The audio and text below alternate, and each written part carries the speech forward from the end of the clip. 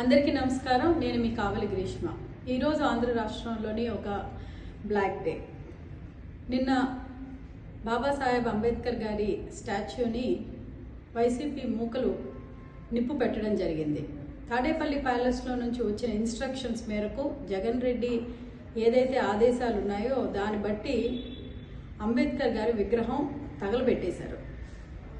దళిత ద్రోహి జగన్మోహన్ రెడ్డి అని చెప్పడానికి ఇంతకన్నా నిదర్శనం ఇంకోటి లేదు. ఇది దయచేసి గమనించాల్సిందిగా దళిత సంఘాలను కానీ ప్రజా సంఘాలు కానీ ఏవైతే ఉన్నాయో దయచేసి ఇవన్నీ ఒకసారి మీరు గుర్తుపెట్టుకోండి. ఇవన్నీ ఒకసారి మీరు చూడండి.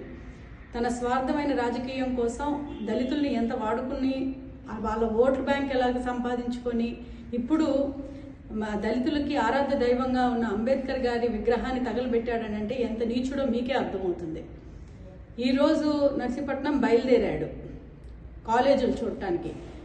కోర్టు చెప్పిన తర్వాత కూడా పీపీపీ పద్ధతిలోని మెడికల్ కాలేజెస్లు కట్టడం ఎలాంటి తప్పు కాదు అని కోర్టు చెప్పిన తర్వాత కూడా ఈయన ఎందుకు బయలుదేరాడో అర్థం కావటం లేదు.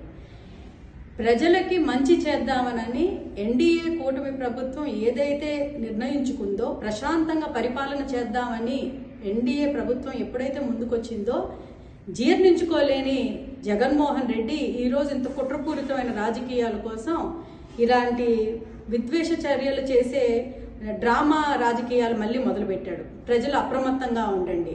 ఈ బోగస్ మనిషిని మీరు అప్పుడు నమ్మలేదు, ఇప్పటికీ దయచేసి నమ్మకండి.